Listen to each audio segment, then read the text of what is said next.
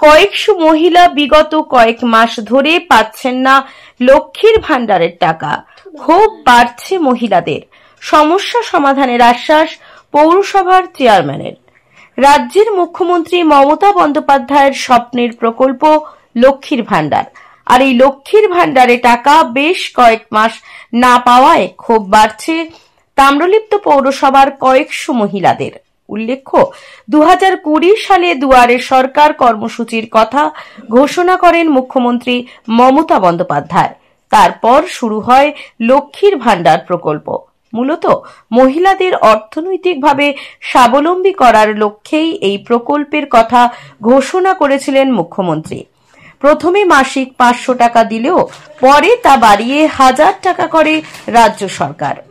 তাম্রলিপ্ত পৌরসভার কয়েকশো মহিলা প্রায় বিগত 5 থেকে 6 মাস এই লক্ষ্মীর ভান্ডার প্রকল্পের টাকা পাচ্ছেন না। কি কারণে এই টাকা অ্যাকাউন্টে ঢুকছে না, ব্যাংক ও পৌরসভায় আধিকারিকরা কেউ তার সদুত্তর দিতে পারেননি। প্রাপকদের এমনটাই অভিযোগ করছেন। সমস্ত প্রাপকেরা প্রকল্পের টাকা পেলেও কেন কিছু মহিলা বাদ যাবে, তাই মুখ্যমন্ত্রীর কাছে অনুরোধ যাতে দ্রুত তাদের অ্যাকাউন্টে এই প্রকল্পের টাকা দেওয়া হয়, এমনটাই জানাচ্ছেন লক্ষ্মীর ভান্ডার বন্ধ হয়ে যাওয়া মহিলারা।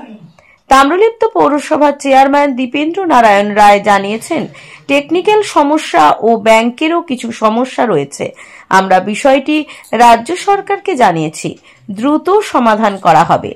এ বিষয়ে তমলুক নগর মণ্ডল ভারতীয় জনতা পার্টির সহ সভাপতি অঞ্জন প্রামাণিক বলেন, লোকসভা ভোটের পরে অনেকেই লক্ষ্মীর ভান্ডার পাচ্ছেন না।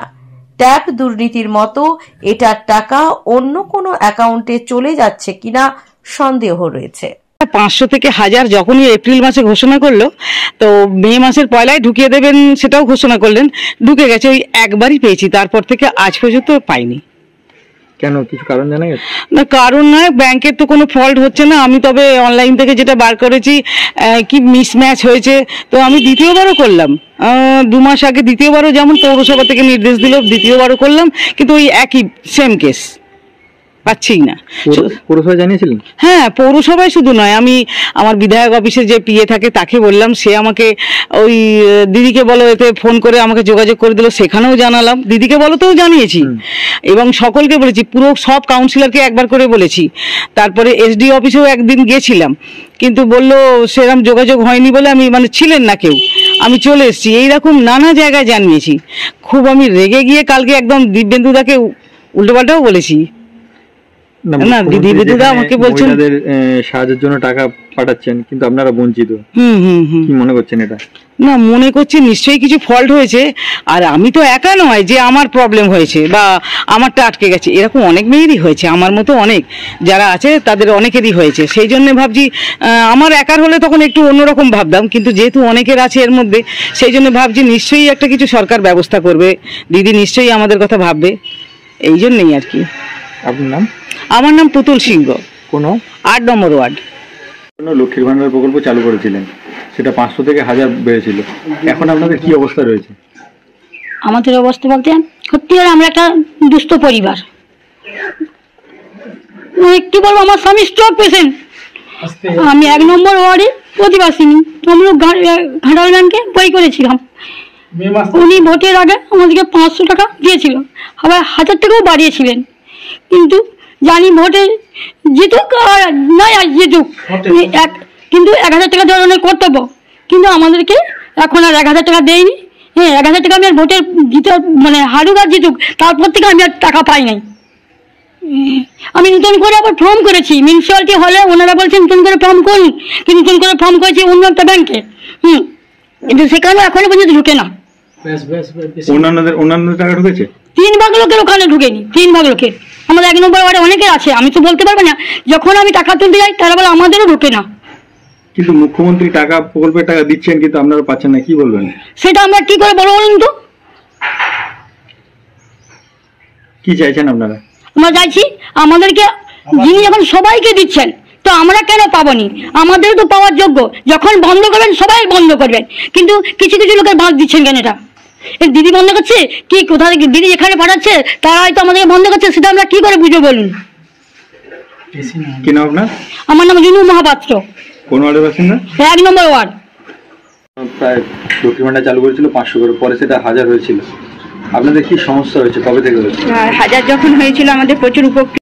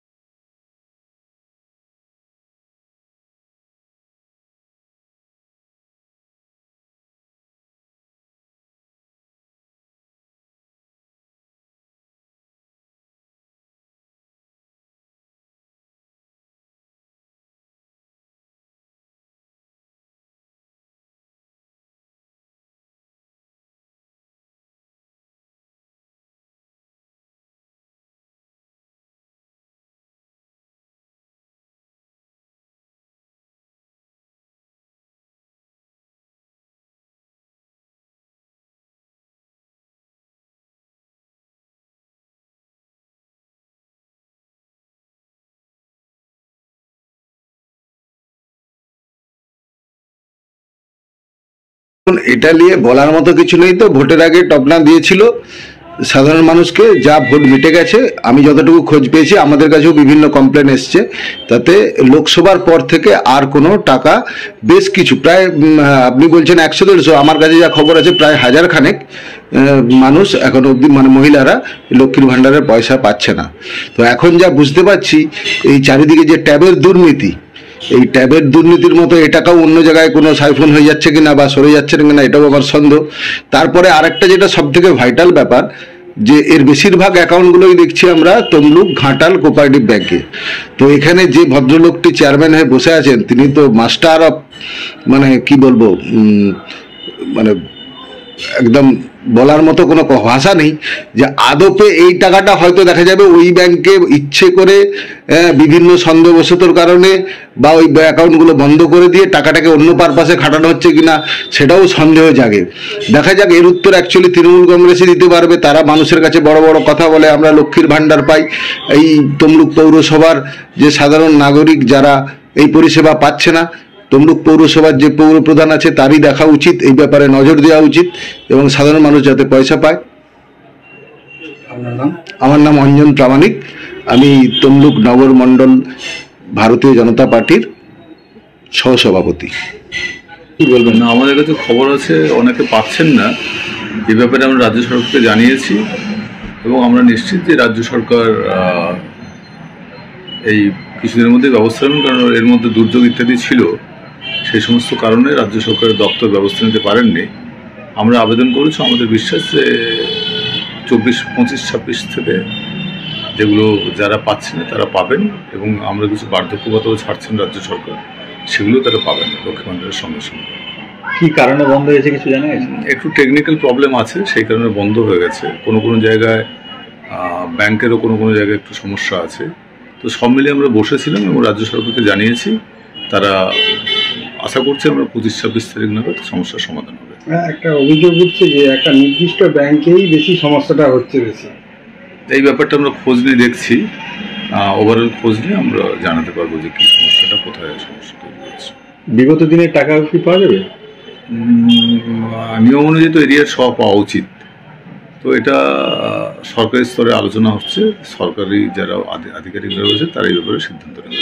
বেনিফিশিয়ারিরা বলছেন যে ট্যাবের টাকা যেভাবে অন্য অ্যাকাউন্টে চলে গেছে, তারাও একটা সন্দেহ করছে। না না না, আমরা যেটুকু আমাদের কাছে খবর আছে এই ধরনের কোনো সমস্যা হয়নি।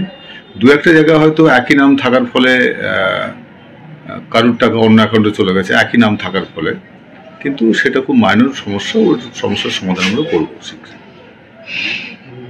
আমার নাম ডক্টর দীপেন্দ্র মোহন রায়, আমি চেয়ারম্যান তাম্রলিপ্ত পৌরসভা। নতুন আশা, নতুন জীবন। মাছ চাষী ভাইদের জন্য সুখবর।